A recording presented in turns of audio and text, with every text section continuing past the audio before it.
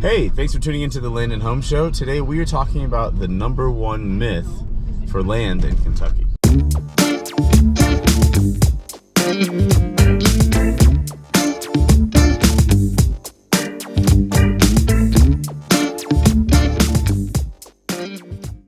Hey there, I'm Stephen J.B. Davis, your land specialist and residential realtor here in Central Kentucky and beyond.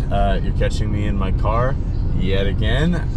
This is a very busy time of year for me for several reasons, but since I've got the car time and no phone calls to make, I wanted to talk about the number one myth, at least that I've identified, about land here in Kentucky. And it's that a lot of people think that because it's Kentucky, like by sheer reason of it being the state of Kentucky, that land is cheap here. And I've done videos about cheapest land in a specific region of Kentucky. I've done videos about the most expensive land in a specific region in Kentucky, which a lot of people don't really read the fine print on either of these videos. They often ask me, well, what about Eastern Kentucky? Well, I didn't make a video about Eastern Kentucky. I made a video about the Bluegrass region. And in any case, there's this myth, I think for a few reasons, which I'll discuss in a second. There's a myth that the land here should just be cheap because it's Kentucky. Why would anyone want to live there, right? And so first of all, I just want to say Kentucky is a very lovely state. I enjoy living here. I won't say that I love it yet because I moved here later in life. I didn't move here in college or anything like that. So it's difficult to make friends when you get older, no matter where you go. That's not a Kentucky thing. Sorry, I'm listening to Comedy Central radio. But I enjoy living here, and I had been visiting Kentucky for I think 7 years before I moved here. And in that time I grew to like so many things. I mean, the hiking, the beauty that is so close to you. You know, you don't have to travel 7 hours away in the same state to see something beautiful. The bourbon is obviously great. I don't talk about bourbon a whole lot on my channel, but I'm an enormous bourbon enthusiast. There's a lot of reasons why I really enjoy living here, but it's not cheap universally to live here from a land perspective. I mean, cost of living wise, we still beat out several other states in the United States. It's not going to be as expensive as New York or almost anything coastal, with maybe the exception of like Georgia. There are some pockets of Georgia that are divorced from the Atlanta expansion where you're not going to pay, these extraordinary prices. But Kentucky's it's a very affordable cost of living. However, people not from Kentucky that are looking to buy land here and eventually maybe build a house or something,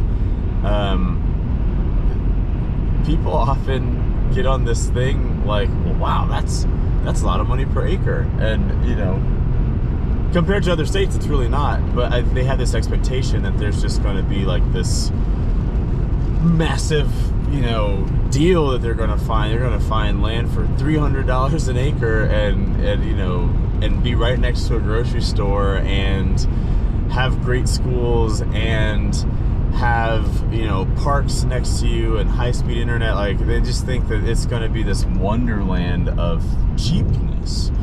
And so I wanted to make this video to talk about all of the reasons why that isn't true.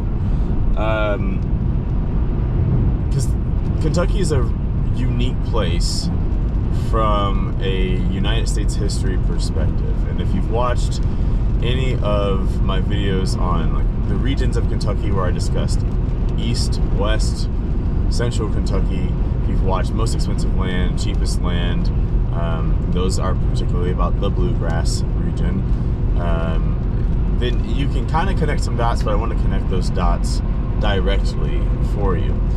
So the first thing about land, if we just zoom up outside of Kentucky and just talk about land from a global perspective, everyone doesn't operate on the same real estate principles in terms of how ownership works in different countries and stuff. But the one thing that is universal is that land is scarce. unless you're talking about Dubai or a select few random places where they're just spraying sand and rock out into the ocean, we're not really making more of it. And when you think about it, all that sand and rock has got to come from someplace. So you're really taking land from one place and relocating it to another. So land is scarce. It is unique in that you're not going to be able to make more of it. It's not like very many other resources. It's not renewable. It doesn't come back. And so that's one thing. Scarcity is always going to be an economic principle of how something is priced. Second thing is that land is unique. And I think I've discussed this in passing several times in my videos, but it's a unique resource, meaning you can have parcel A located right next to parcel B, and they're going to be different. They may both be the same size, they may both be the same shape, but ultimately what lies underneath each of those things and what is on top of the land and how that land lays, so we're talking topography, where one resource ends. One might have a creek, one might not, may not. Land is unique. It's like a snowflake. It's like DNA. It's going to be different from parcel to parcel, no matter how close those parcels are together. So between the scarcity of land, or the fact that it is a finite resource, and then the second thing, it being unique, those are two of the things that innately influence the value of land. Now, if we zoom down back to Kentucky, I've referenced already today, like the east-west central concept. These great big regions, from a colloquial or of a more pedestrian sense of regions in Kentucky. In a lot of the correspondence that I have with you all who get in touch with me, whether you call me or you send me an email, a lot of people have a few things in common when they're talking about buying land here.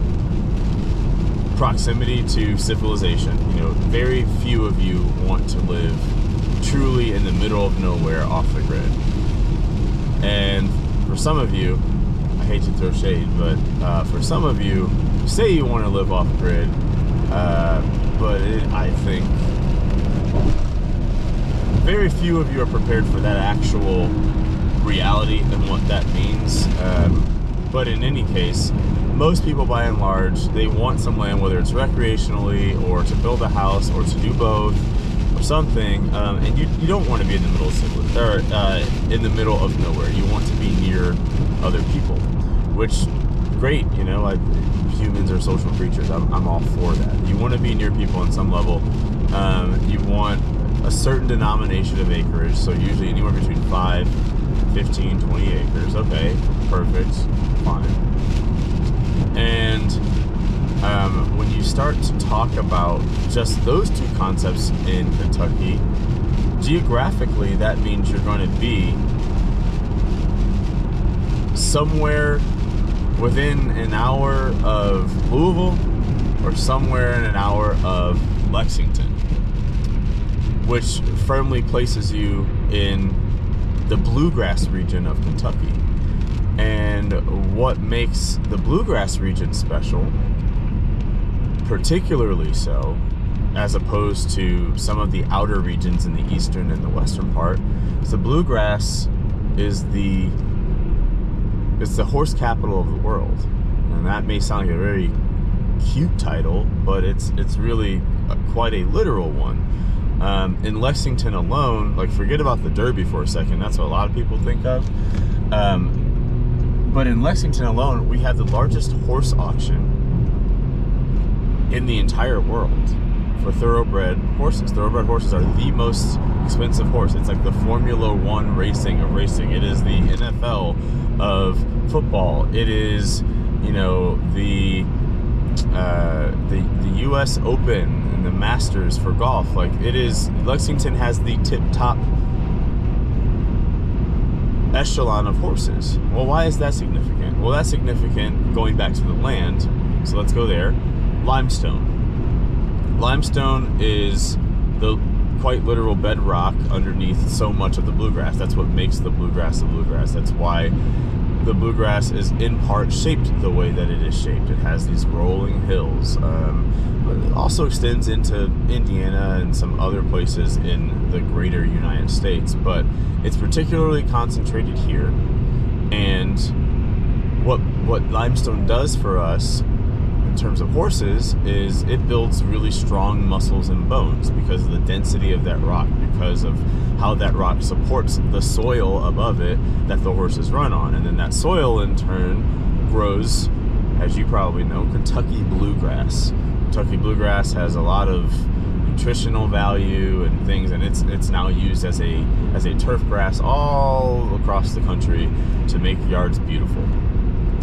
So limestone, being in the bluegrass region as opposed to the western part of the state or the eastern part of the state, has really developed this horse industry that we have, where people are buying horses for $40 million a piece and $20 million, and coming from, again, all around the world. Over 130 countries will be represented here for one of our horse auctions coming up here soon.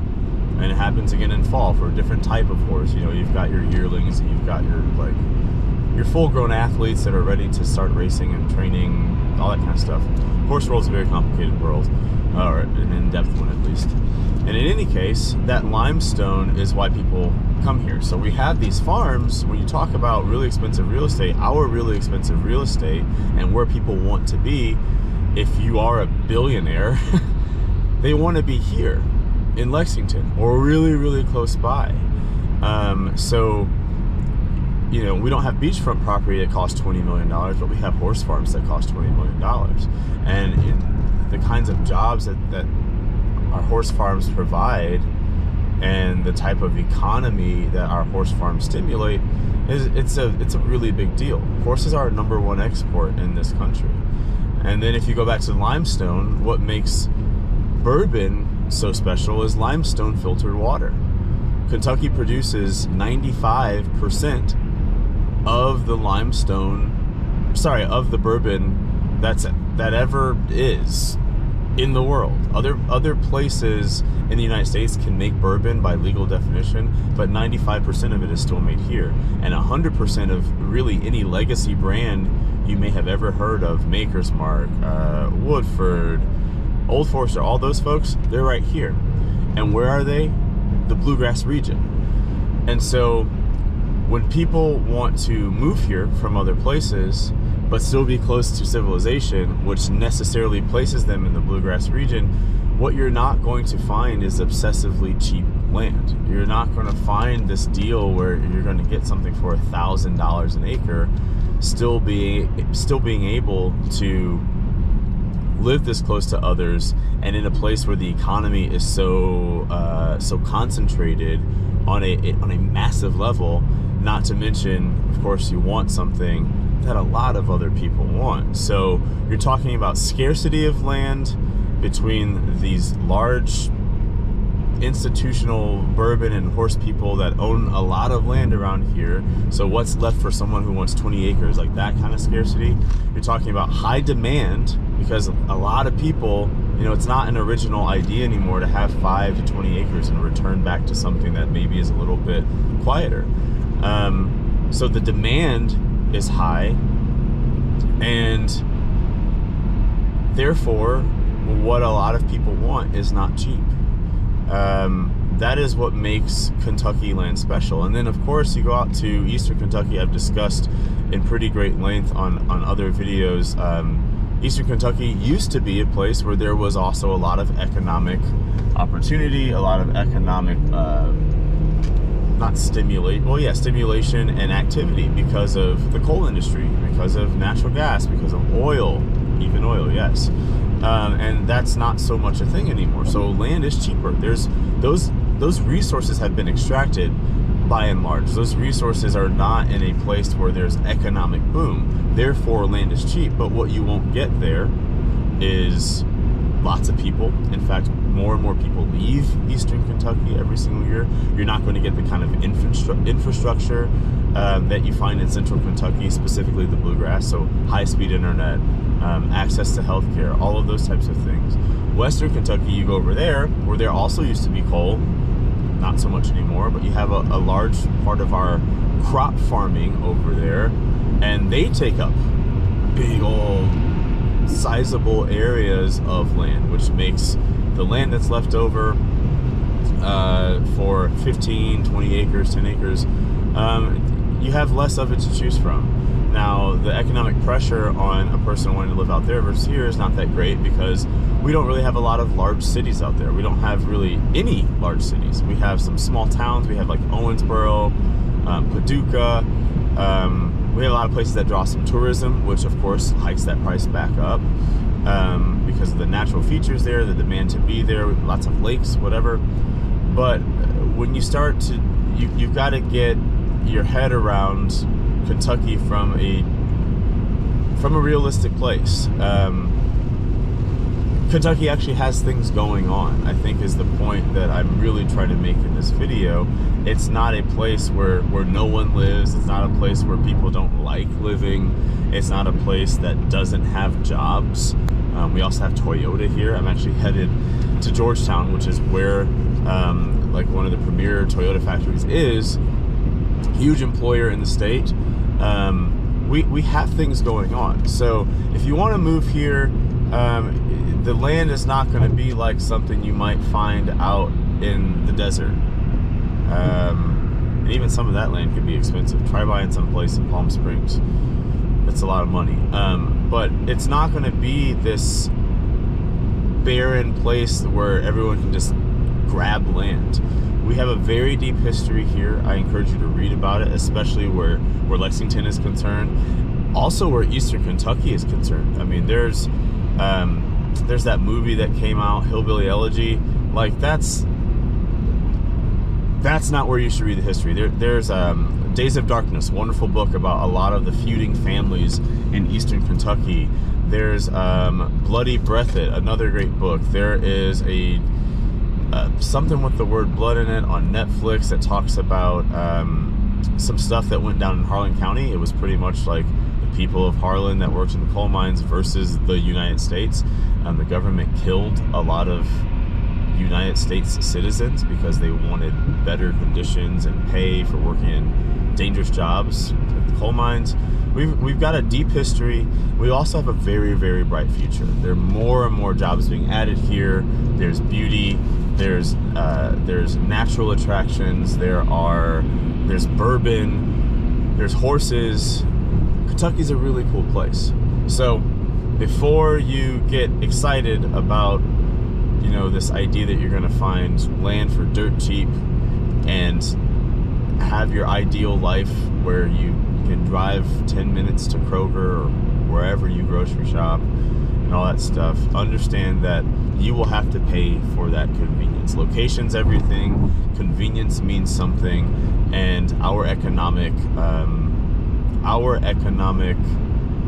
activities and production and industries here, things that produce money in this state, they have a great influence on what you will pay for a piece of land. So know that going forward. I'll put some links at the bottom of this video so you can figure out how to learn more about Kentucky, and let me know your comments, questions, thoughts, etc. Talk to you later.